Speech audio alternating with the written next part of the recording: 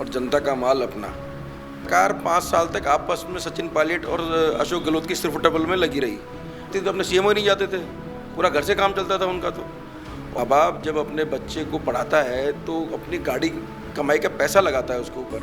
कई बार पैसे नहीं होते तो एजुकेशन लोन लेते हैं, माँ अपने जेवर गिरवी रखती है, मकान को गिरवी रखते हैं कि अपना बच्चा पढ़ेगा लिखेगा कुछ बनेगा।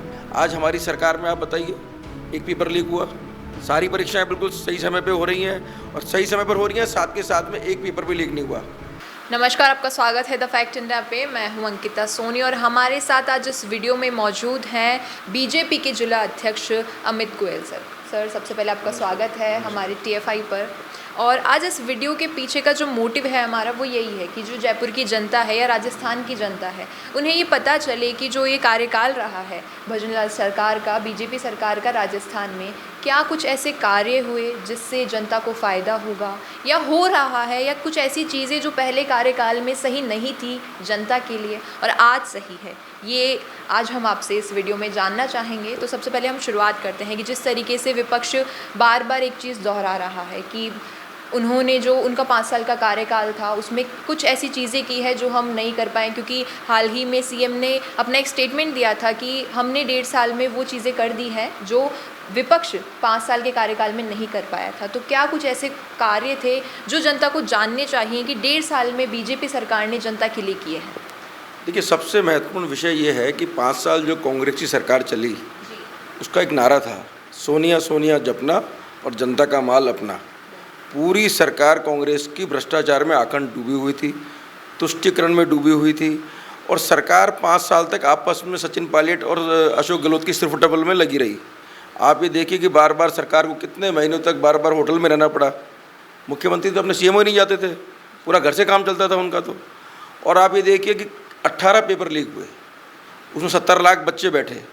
एक माँ बाप जब अपने बच्चे को पढ़ाता है तो अपनी गाड़ी कमाई का पैसा लगाता है उसके ऊपर।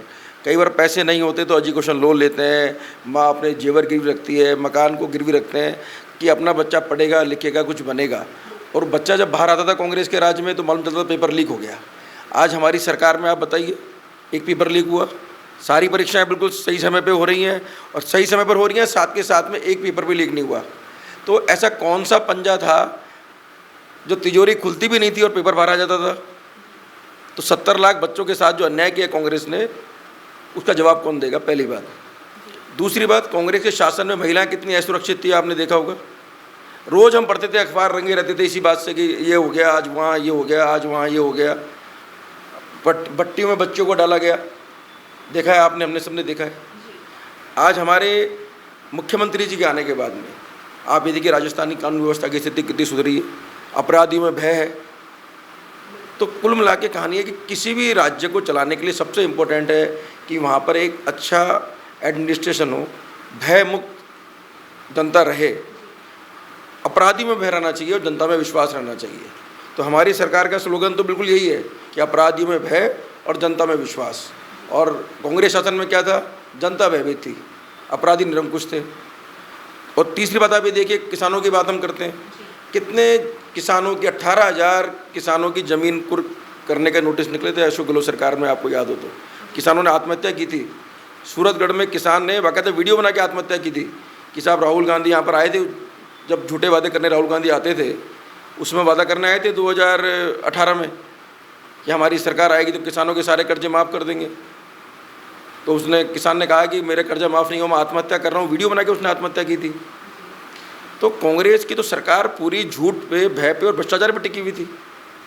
अब हमारी सरकार में आप देखिए, किसानों के लिए प्रधानमंत्री किसान सम्मान निधि 6,000 मिलती थी, 3,000 हमारे मुख्यमंत्री जी ने और दिए कि गरीब किसान को लाभ हो।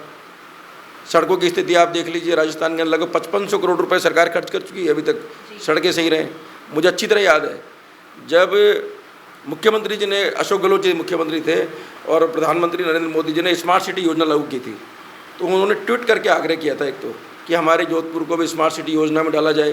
अरे 2 बार आप मुख्यमंत्री रह चुके हो राजस्थान के, और एक बार तो अशोक गहलोत जी का स्टेटमेंट आया था अभी मुख्यमंत्री रहने के दौरान कि जोधपुर में जब गए, सड़कें टूटी हुई थी बारिश में, तो उन्होंने बड़ा ये कहा कि मुझे बड़ी शर्म आती है कि मैं जोधपुर से आता हूँ और मुख्यमंत्री हूँ, मेरे इलाके की सड़कें इतनी टूटी हुई हैं। तो भाई कौन करेगा फिर? कौन करता उस टाइम के ऊपर? तो जो अशोक गहलोत जी थे, अपने इलाके की सड़कें जहाँ से वो जीत के आते हैं वो सही नहीं करा पाते थे। और हमारे आज राजस्थान के अंदर 5300 करोड़ रुपए सरकार ने खर्च किए हैं और 10,820 किलोमीटर सड़कों को बिल्कुल सही रखा है। तो मैं राष्ट्रीय स्तर की तो बात ही नहीं कर रहा हूँ। अगर गडकरी जी की बात करूँगा तो पूरे पूरे वर्ल्ड में नाम है उनका, तो कि किस तरह सड़कों का जाल, अब हम जयपुर दिल्ली जाते हैं, बॉम्बे एक्सप्रेस हाईवे बन रहा है, तो वो तो कोई तुलना ही नहीं है। कांग्रेस का काम तो सिर्फ भ्रष्टाचार करने का काम था। वहीं अगर हम बात करें कि कांग्रेस के कार्यकाल में जयपुर नगर निगम को 2 भागों में बांट दिया गया था, वहीं अब बीजेपी सरकार ये चाह रही है कि फिर से वो 1 भाग में हो जाए, तो कांग्रेस के इसको 2 भाग के करने के पीछे क्या कुछ कारण रहे होंगे? आपका क्या कहना है इस पर? देखिए अंकिता जी, आप तो पत्रकार हैं, आप समझदार हैं। दिल्ली में कितने नगर निगम हैं? 1। मुंबई में कितने हैं? जब दिल्ली और मुंबई जैसे देश के महानगर, वहाँ पर 1 नगर निगम है। जयपुर में 2 नगर निगम कांग्रेस ने किए, सिर्फ और सिर्फ मुस्लिम तुष्टीकरण करके छोटे छोटे वार्ड बनाए जिससे कांग्रेस की सीटें जीत सके। और इस आधार पर उन्होंने 1 नगर निगम में बहुत मामूली बढ़त ली, बाकी तो वो लगभग बराबर स्थिति थी वहाँ पे भी। तो कांग्रेस का जो एजेंडा था उसमें सिर्फ इसलिए था कि मुस्लिम तुष्टीकरण कर सकें। दूसरा, छोटे छोटे मुस्लिम वार्ड बना देंगे तो कांग्रेस की संख्या बढ़ जाएगी वार्डों की और कांग्रेस का नगर निगम बन जाएगा, ये उनकी मंशा थी। तो उससे विकास के कार्य रुक गए। आप ये देखिए कि जब दिल्ली मुंबई जैसे नगर पालिका 1 है तो जयपुर में 2 करने की क्या जरूरत पड़ी? वो सिर्फ और सिर्फ तुष्टीकरण और कियेन प्रकरण नगर निगम जयपुर में उनका मेयर बन जाए, इसी मंशा के साथ में उन्होंने जनता के साथ में अन्याय करने का काम किया। वहीं अभी आपके किरोड़ी लाल मीणा जी जो हमारे कृषि मंत्री हैं, वो इस वक्त लगातार दिख रहा है अलग अलग ज़िलों में जाके किस तरीके से खाद बीज और किसानों के हित के लिए कर रहे हैं वो, कि कोई भी गलत सामग्री उन्हें ना मिले जिनसे उन्हें किसानों को कोई नुकसान ना हो, उन्हें सिर्फ फ़ायदा हो। तो उससे जनता को क्या लाभ है, ये भी जनता का जानना बहुत ज़रूरी है। देखिए, हमारे सब लोग बहुत जागरूक हैं। हमारी सरकार की जवाबदेही जनता के प्रति है, भाजपा की सरकार की जवाबदेही जनता के प्रति है। और हमारे देश के प्रधानमंत्री जी ने कहा था कि मैं जब पहली बार शपथ ली लाल किले से, उन्होंने कहा कि मैं चौकीदार हूँ और मैं जनता के तिजोरी पर किसी का पंजा नहीं पड़ने दूंगा। तो हम सब लोग जनता से जुड़े हुए हैं, हमारी जवाबदेही जनता के प्रति है। हमारा हर मंत्री सरकार का, हमारे सारे विधायक वो चाहते हैं कि जनता को अधिक से अधिक सरकार की योजनाओं का लाभ मिले, चाहे वो प्रधानमंत्री मोदी जी की सरकार की योजनाओं का लाभ हो या हमारे माननीय मुख्यमंत्री भजन लाल जी की सरकार की योजनाओं का लाभ हो। तो निश्चित रूप से काम है कि अगर कुछ भी ऐसा हो रहा है जिससे जनता को नुकसान हो सकता है, हमारे पर्यावरण को नुकसान हो सकता है, हमारी ज़मीन को नुकसान हो सकता है, तो बिल्कुल वो जो भी हमारे मंत्री लोग ये कर रहे हैं काम, वो जनता के प्रति हमारी सरकार की जवाबदेही है, उसी के अनुसार कर रहे हैं।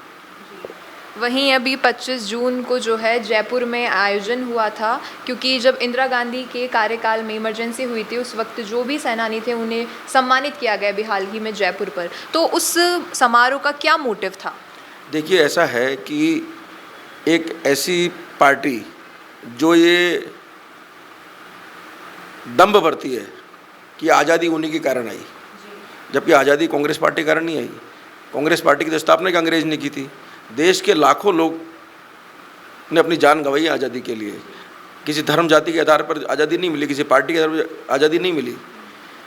उसी पार्टी के एक नेता को जब हाई कोर्ट ने उनके चुनाव को अयोग्य घोषित कर दिया, 6 साल के लिए उनको चुनाव लड़ने के लिए अयोग्य घोषित कर दिया, तो सिर्फ सत्ता में बने रहने के लिए लोकतंत्र का गला घोटा गया।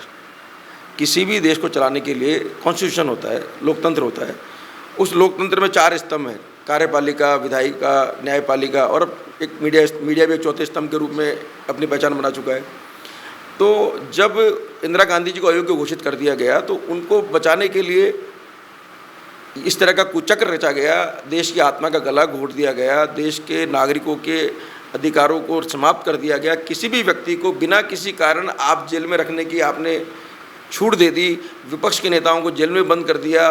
तो आप ये बताइए, जिन लोग सरकार के खिलाफ आप एक नारा क्या लगाना है कि मतलब कुछ बोल दो सीधा जेल। अब ऐसी स्थिति अगर होती तो आप मेरे से प्रश्न पूछ सकते थे कभी। आज आप लोग लोकतंत्र को जीवित रखने में बड़ी भूमिका निभा रहे हो, आप हमारी भी आलोचना करते हो, तो कोई हमें समस्या थोड़ी है। ये तो हम तो कहते हैं प्रेस की आज़ादी हमारी सरकार में, प्रेस आराम से बोल सकती है। आप उस समय पर यह था कि प्रेस ने बोल लिया तो सीधा अंदर, विपक्ष के नेता अंदर। और आप ये देखिए कि वो उस समय पर तो एक नसबंदी अभियान चला था, कुंवारों की नसबंदी भी हुई थी, आपको अगर पढ़ेंगे उसके बारे में तो पता चलेगा। तो कुल मिला के देश के सारे संवैधानिक ढांचे को समाप्त करने की तैयारी थी, किसी भी तरह से इंदिरा गांधी सुप्रीम पावर बने रहे, लेकिन देश के लाखों युवाओं ने जेल भर दी, स्कूलों को जेल बनाया गया और इतना भारी विरोध हुआ कि सरकार को झुकना पड़ा और 21 महीने इमरजेंसी रही। तो देश के ऊपर एक काला अध्याय वो था। तो वो जो उन समय पर जो लोग जेल गए, जिन्होंने चिंता नहीं की इस बात की, और जो देशभक्त लोग जिन्होंने तय कि हम अपने देश के लिए इस बात का प्रतिकार करेंगे कि गलत हो रहा है, लोकतंत्र का गला घोटा जा रहा है, तो उनके सम्मान का कार्यक्रम था जयपुर के अंदर। और जयपुर ने पूरे राजस्थान और पूरे देश में बीजेपी करती है। बीजेपी उन लोकतंत्र सेनानियों का सम्मान हमेशा करती है कि जिन्होंने देश के संविधान की रक्षा की, लोकतंत्र की रक्षा की। और जिस ज़माने में वो जेल गए, किसी की उम्र 18 साल थी, किसी की 20 साल थी, किसी की 22 साल थी, किसी की 25 साल थी, किसी की शादी हुई थी, हाथ की मेहंदी भी नहीं सूखी, पति जेल चला गया है, बच्चा दूध मुँह बच्चा हो और पति जेल चला गया 18-18 महीने बिना किसी अपराध के। जो पाप कांग्रेस ने किया था। और कांग्रेस के युवराज क्या करते हैं, वो एक डायरी लेके घूमते रहते हैं अपने हाथ में इतनी सी, संविधान खतरे में है। अरे भाई, संविधान को खतरा ही आपसे है। संविधान को अगर किसी से बचाना है तो कांग्रेस पार्टी से बचाना है। उसी के लेके जनता के बीच में ये जागरण होना चाहिए कि किस तरह से देश की आत्मा को कचोटा गया, लोकतंत्र का गला घोटा गया। इन सब विषयों को लेके उन लोकतंत्र सेनानियों का सम्मान और जनता में जागरूकता, ये दोनों विषय रहते हैं। तो ये कुछ विचार थे अमित गोयल जी के, जो जनता के कुछ प्रश्न चल रहे हैं मन में कि 1.5 साल के कार्यकाल में बीजेपी सरकार ने, भजनलाल सरकार ने क्या कुछ किया था जयपुर के बदलाव के लिए या संपूर्ण राजस्थान के बदलाव के लिए। तो आपने जाना इस वीडियो में कि क्या कुछ किया बीजेपी सरकार ने। अब आपके कुछ सवाल हैं तो आप कमेंट सेक्शन में ज़रूर बताइएगा। मैं अंकिता, कैमरामैन योगेंद्र के साथ, धन्यवाद।